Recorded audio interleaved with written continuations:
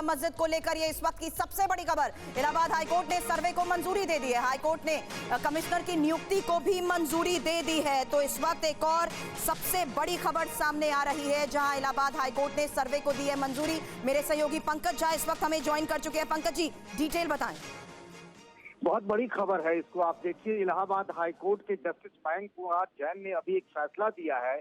कृष्ण विराजमान की तरफ से एक अपील दायर की गई थी वहां, और उसी मामले में फैसला सुनाते हुए कोर्ट ने कहा है और इसमें अपील की गई थी कि जिस तरीके से वाराणसी के ज्ञानवापी परिसर में एडवोकेट कमिश्नर, जिसमें कि कोई जो एडवोकेट होता है, वकील होता है, उसको ही सर्वे की जिम्मेदारी दी जाती है। हो सकता है उस कमेटी में 1, 2 या 3 वकील हो सकते हैं।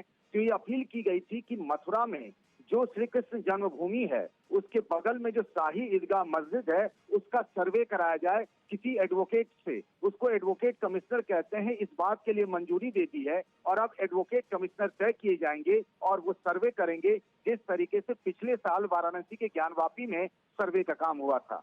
बिल्कुल, यानी हिंदू पक्ष के लिए ये बहुत बड़ी जीत और बहुत बड़ा फैसला, और इसको देखते हुए ये अहम सुनवाई, जहां पर हमने ये भी देखा था कि किस तरीके से 18 ऐसी याचिकाएं इस केस में दर्ज थी, लेकिन सर्वे की मांग को देखते हुए मुख्य तौर पर कोर्ट के सामने क्या क्या बातें रखी गई थी पंकज जी, जिस लिहाज से आज का ये फैसला बहुत महत्वपूर्ण हो जाता है।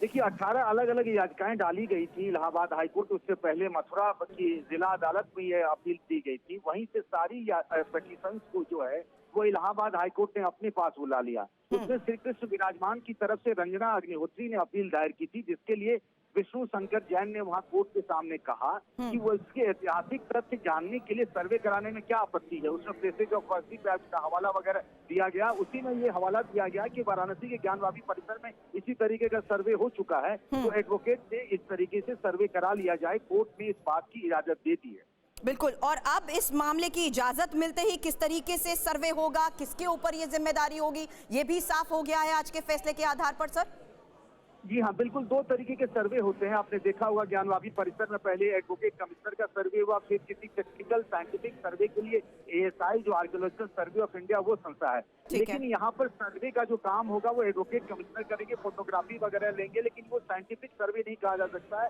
उसको सरसरी तौर पे जो चीजें दिखेंगी वही अदालत को एडवोकेट कमिश्नर बताएंगे। हालांकि ईदगाह कमेटी और वक्फ बोर्ड की दलीलों को खारिज कर दिया गया है, तो उसके बाद उनकी तरफ से इस पूरे मामले पर कुछ कहा गया फैसला आने के बाद? देखिए, तरफ से नहीं कहा गया, लेकिन मुझे जो जानकारी मिली और सवेरे जो इनसे बात हुई थी सुन्नी सेंट्रल वक्फ बोर्ड और शाही ईदगाह मस्जिद के जो लोग हैं, उन्होंने कहा अगर इस तरीके का फैसला आता है तो हमारे पास विकल्प है, हम सुप्रीम कोर्ट जाएंगे।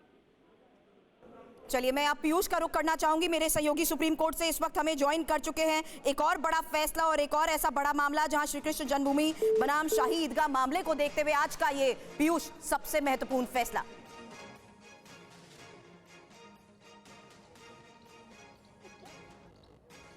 पीयूष, सर्वे को मिली मंजूरी को देखते हुए कोर्ट में क्या फैसले के दौरान बातें कही गई, क्विक अपडेट।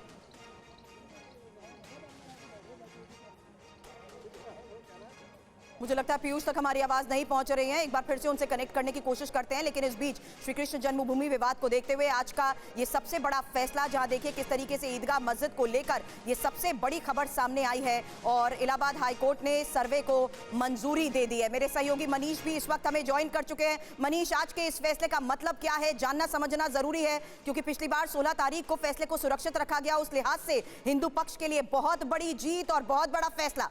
बिल्कुल सुरभि, देखिए एक ऐसे समय में जब 22 जनवरी को अयोध्या में श्री राम जन्मभूमि का भव्य मंदिर का उद्घाटन होगा, ठीक उससे पहले अब भगवान कृष्ण के जन्मभूमि को लेकर भी एक अहम फैसला आया है। एक ऐसा फैसला जिसमें हाई कोर्ट ने तकरीबन वही चीजों को, उन्हीं डायरेक्शन को उठाया है जिस तरह से अयोध्या मामले में हुआ था। यानी कि हाई कोर्ट ने साफ तौर पर जो ईदगाह वाली जगह है उसके सर्वे की मंजूरी दी है। यानी अब वहां पर हकीकत क्या है, वहां पर किस तरह के सबूत हैं, उन सब का इन्वेस्टिगेशन हो सकेगा। लोअर कोर्ट ने जो कमिश्नर की नियुक्ति की थी उसको चैलेंज किया गया था। कमिश्नर का काम था कि उस जगह पर जाकर, यानी कि जहां पर श्री कृष्ण जन्मभूमि है, जहां पर कि शाही ईदगाह बना हुआ है, वहां पर सर्वे करने के लिए कमिश्नर को अपॉइंट किया गया था। उस कमिश्नर के अपॉइंट करने के फैसले को हाईकोर्ट में चुनौती दी थी। हाईकोर्ट ने अपना फैसला सुरक्षित रखा था और आज हाईकोर्ट ने अपना फैसला दे दिया है, जिसमें उन्होंने निचली अदालत के कमिश्नर को अपॉइंट करने के फैसले को सही करार दिया है। यानी अब कोर्ट द्वारा जो नियुक्त कमिश्नर हैं वो जाएंगे श्री कृष्ण जन्मभूमि में और वहां पर उस मंदिर परिसर के अलावा शाही ईदगाह परिसर का उसका एक सर्वेक्षण करेंगे और फिर उसकी रिपोर्ट कोर्ट को देंगे। इससे कोर्ट के पास पूरे फैक्ट्स मौजूद रहेंगे। बिल्कुल, कोर्ट के सामने पूरे फैक्ट्स मौजूद रहेंगे। लेकिन आज कोर्ट में किस तरीके से पूरे फैसले को सुनाते हुए क्या बड़ी बातें कर रहे हैं हमारे सहयोगी पीयूष से मैं बात करूंगी, लेकिन उससे पहले एडवोकेट विष्णु जैन क्या कह रहे हैं सुन लेते हैं। उस सर्वे की एप्लीकेशन को अलाउ कर दिया है। जो शाही एक ही बात, जो शाही ईदगाह मस्जिद की डिमांड थी कि पहले 7-11 application should be decided first and advocate commission should not be decided. That argument has been rejected. The court has in principle agreed with our demand that advocate commissioner must be issued. Who will be the advocate commissioner, whether it will be a 3-member panel, what will be the timing of advocate commissioner, what will be the modalities, all these things will be decided on 18 December. What demanding by you? My demand was that in this Shahi Eidgah Masjid there are a lot of signs and symbols of Hindu temple, and to know the actual factual position an advocate commissioner panel is required, and therefore the honorable court has accepted my application, allowed my application, and this order has been passed today. Big victory. Yes, it's a very big important landmark judgment by the honorable Allahabad High Court. ने जिस तरीके से ये फैसला सुनाया है उसे बड़ी जीत बता रहे हैं और इम्पोर्टेंट ये है कि किस तरीके से हिंदू पक्ष की याचिका को स्वीकार करते हुए सर्वे के लिए कोर्ट कमिश्नर नियुक्त करने की अर्जी को स्वीकार कर लिया गया है। सर्वे होगा, अब सर्वे होगा कैसे? मेरे सहयोगी पीयूष इस वक्त हमें ज्वाइन कर चुके हैं। पीयूष, आज के इस फैसले में डिटेल बताएं और ये भी जानना जरूरी है कि आखिर किस तरीके से कोर्ट कमिश्नर नियुक्त करने की अर्जी को स्वीकार किया गया है। एक बार फिर से सुनते हैं कि आखिर इस फैसले को देखते हुए 18 दिसंबर को तय होंगी, पर मूल बात यह है एडवोकेट कमीशन वहां जाने का ऑर्डर, हमारी जो एप्लीकेशन थी एप्लीकेशन 130 गा, उसको माननीय न्यायालय ने अलाउ कर दिया है और एडवोकेट कमीशन जारी करने का आदेश कर दिया। डेट कोई दी है, कोई डेट है ऐसी कि 18 दिसंबर कब एडवोकेट कमीशन कब जाएगा? 18 दिसंबर को मॉडलिटीज तय होंगी कि एडवोकेट कमीशन के सर्वे में कौन कौन जाएगा, कितने लोग होंगे, क्या उसकी मॉडलिटीज होंगी, कब से कब तक होना है, वो सारी बातें 18 दिसंबर को तय होंगी।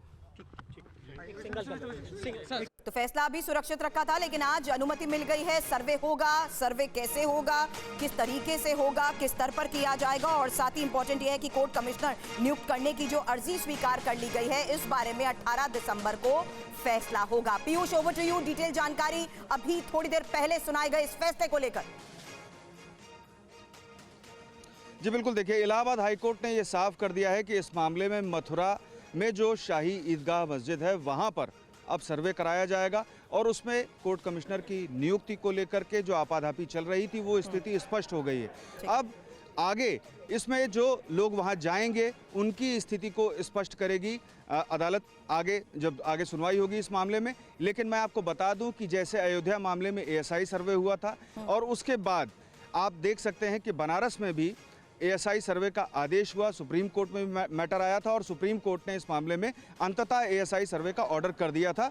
अब इस मामले में जो बाधाएं थीं अभी तक कि इस मामले में सर्वे नहीं कराया जा सकता और जो अपील है उसको स्वीकार नहीं किया जा सकता, वो सारी क्लैरिटी हो चुकी है और सीधे तौर पर कोर्ट कमिश्नर की जो बेसिकली जो पैनल होगा उसकी नियुक्ति किस तरह से की जाएगी वो आगे कोर्ट करेगा। अभी फिलहाल कोर्ट ने ये स्पष्ट कर दिया है कि वहां पर सर्वे कराया जाएगा और आगे जो इसकी मॉडलिटीज़ होंगी वो तय की जाएंगी कि कौन कौन सर्वे में शामिल किया जाएगा उसके पैनल में। अब उसके पैनल में कितने लोग होंगे ये आगे जो सुनवाई होगी सुप्रीम हाई कोर्ट में और हाई कोर्ट इस मामले को तय करेगा आगे कि कौन कौन पैनल में होगा और किस तरह से सर्वे किया जाएगा, यानी कि कार्बन डेटिंग की जाएगी या फिर और अन्य तकनीक अपनाई जाएगी, किस तरह की तकनीक होगी, ये सारी बातें अब आगे होंगी जो हाई कोर्ट जल्द तय करेगा।